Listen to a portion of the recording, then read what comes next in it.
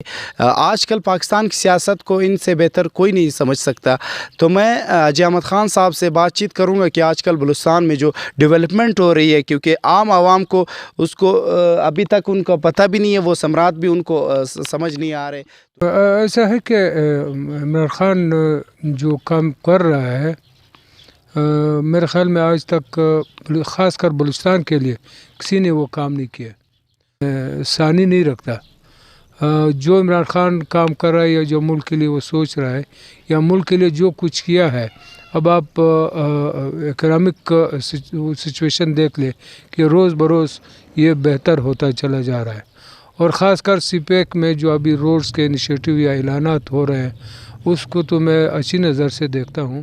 اور میں تو خاص کر شکریہ ادا کرنا چاہتا ہوں جام کمال خان کا، جو چیف منسٹر ہے. انہوں نے آلریڈی ان 2-2.5 سالوں میں میرے خیال میں کوئی 70-80 کروڑ روپے صرف گلستان میں اور قلعہ عبداللہ میں ہمارے علاقوں میں روڈز بنانے کے لیے. سوئی گیس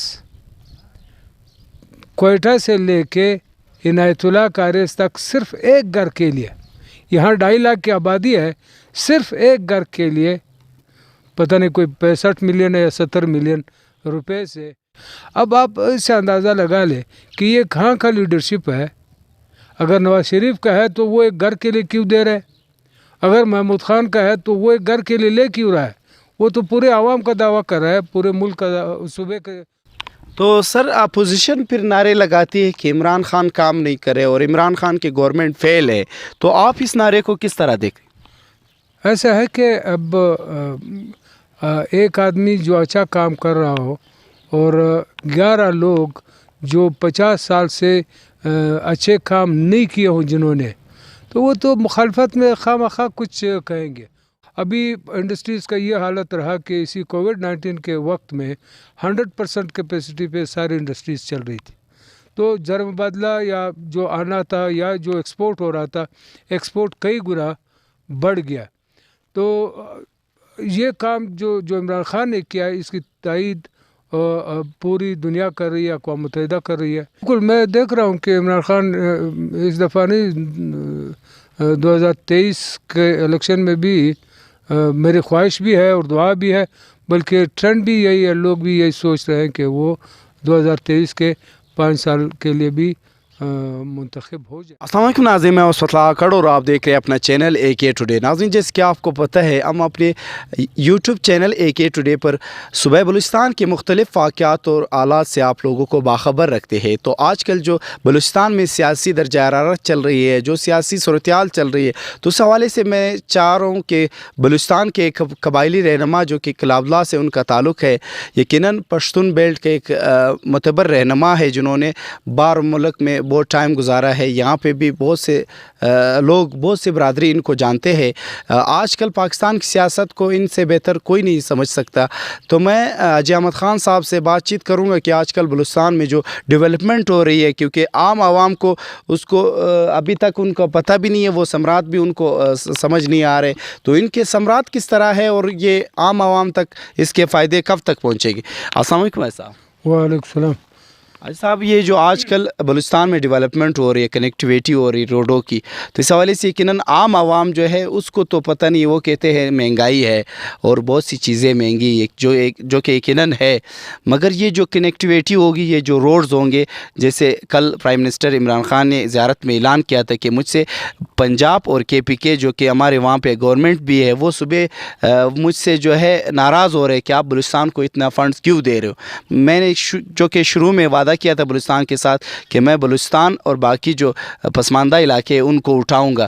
جو اتنا بڑا، حالانکہ ان کا یہاں پہ ضرورت ہی نہیں ہے، ان کے پارٹی کے 2 سیٹیں میں کے، تو اتنے زیادہ جو کنیکٹیویٹی یہ روڈز تھے، اس کا مستقبل میں بلوچستان کے عام شہریوں پہ، غریب شہریوں پہ کیا اثرات ہوں گے صاحب؟ السلام علیکم. جی، ایسا ہے کہ عمران خان جو کام کر رہا ہے میرے خیال میں آج تک خاص کر بلوچستان کے لیے کسی نے وہ کام نہیں کیا. اور میں تو خاص کر شکریہ ادا کرنا چاہتا ہوں جام کمال خان کا، جو چیف منسٹر ہے. انہوں نے آلریڈی ان 2-2.5 سالوں میں میرے خیال میں کوئی 70-80 کروڑ روپے صرف گلستان میں اور قلعہ عبداللہ میں ہمارے علاقوں میں روڈز بنانے کے لیے خرچ کیا ہے. تو 30 سالوں میں یہی 2 سال ہے کہ ہمارے علاقے میں کچھ کام ہمیں نظر آئے اور جو کام ہوئے ہیں. اور خاص کر عمران خان کا ویژن تو پورے ملک کے لیے ثانی نہیں رکھتا.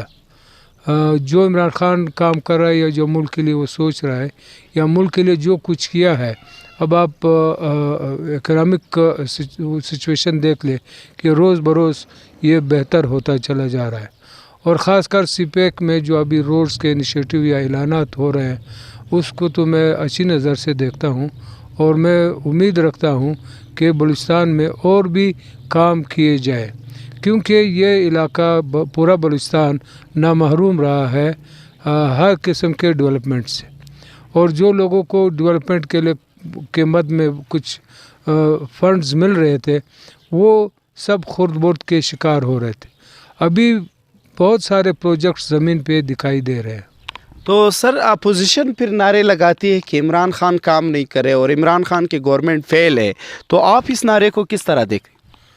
ایسا ہے کہ اب ایک آدمی جو اچھا کام کر رہا ہو اور 11 لوگ جو 50 سال سے اچھے کام نہیں کیے ہوں جنہوں نے، تو وہ تو مخالفت میں خواہ کچھ کہیں گے.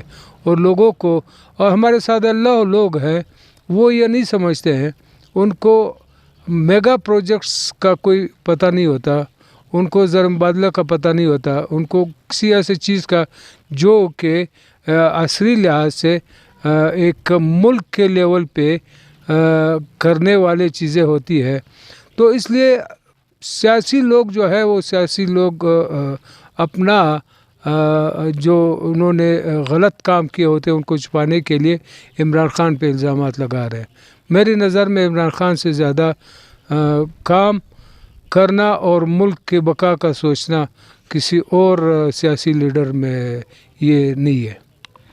سر یقیناً اس وقت عمران خان ہی واحد شخص ہے جو کہ اس کرسی پہ بیٹھے ہوئے، اس کے خاندان کے کوئی بھی فرد پاکستان کے نہ فیڈرل گورنمنٹ میں، نہ کسی صوبے میں، نہ کسی گورنرشپ میں. تو اس چینج کو آپ کس طرح دیکھ رہے؟ اس سے پہلے اگر لوگ جو گورنمنٹ میں آتے تھے اس کے سارے خاندان، اس کے خاندانوں کے خاندان مختلف عہدوں پہ، بڑے بڑے عہدوں پہ جو کہ ملک کے ٹیکس کے پیسوں سے چلتے، ان پہ عیش و عشرت کر رہے تھے. تو یہ اس تبدیلی کو سر آپ کس طرح؟ ایسا ہے کہ میں اس میں 2 ایسے چیزیں ہیں جس کو میں ذکر کرنا چاہتا ہوں. ایک تو ہمارے علاقے میں یہاں سے 3 کلومیٹر کے دوری پہ محمود خان اچکزئی ایک پارٹی کا لیڈر ہے جو کہ ابھی عمران خان کا مخالف ہے، اور اس کے الزامات سارے عمران خان پہ لگ رہے ہیں کہ عمران خان جو ہے ملک کو صحیح نہیں چلا رہا. میرے اندازے کے مطابق 50-60 ارب روپے صرف محمود خان کے گھر میں آئے ہیں پاکستان یا بلوچستان کے بجٹ کا. اب 60 ارب روپے آپ مجھے ایک بھی کوئی ڈیولپمنٹ کا کام آپ مجھے دکھا سکے تو میں مان لوں. گورنر اسی گھر سے، وزراء اسی گھر سے، بلکہ یہ خود نواز شریف کا مشاور تھا. آپ اس سے اندازہ لگا لیں. دوسری چیز جو میں آپ کو ذکر کرنا چاہتا ہوں کہ سوئی گیس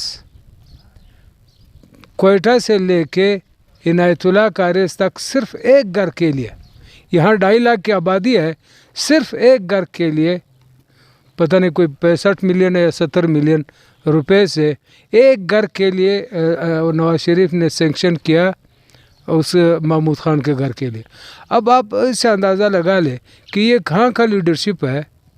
اگر نواز شریف کا ہے تو وہ ایک گھر کے لیے کیوں دے رہے؟ اگر محمود خان کا ہے تو وہ ایک گھر کے لیے لے کیوں رہا ہے؟ وہ تو پورے عوام کا دعویٰ کر رہا ہے، پورے ملک کا، صوبے کے لوگوں کا، پشتونوں کا دعویٰ کر رہا ہے کہ میں خیر خواہ ہوں پشتونوں کا، اور وہ ایک گھر کے لیے. اور پھر مجھے ایک بھی کوئی تعلیمی ادارہ یا کوئی ایسا کام جو لوگوں کی فلاح و بہبود کا ہو مجھے اگر دکھا دے تو میں مان لوں کہ عمران خان غلط کر رہا ہے، کہہ رہا ہے، اور محمود خان صحیح کہہ رہا ہے یا نواز شریف صحیح کہہ رہا ہے. تو یہ چیزیں جو ہے یہ دیکھنے کی ہوتی ہے. عام فہم لوگ شاید ان چیزوں کو نہ سمجھے، بلکہ یہ سیاسی پارٹیاں جو ہے یہ تو لمیٹڈ کمپنیاں ہیں. اس کے 51% شیئر جو ہے وہ لیڈر کے پاس ہوتے ہیں اور وہی اجارہ دار بنتا ہے اسی پارٹی کا. تو سر یہ جو خان صاحب کی پالیسی ہے، عمران خان کی، تو پالیسی کا یقیناً اثرات جو ہے وہ آنے والے 10 سالوں میں 8 سالوں میں ہوتے ہیں، کیونکہ ایک دم سے نہیں ہوتے.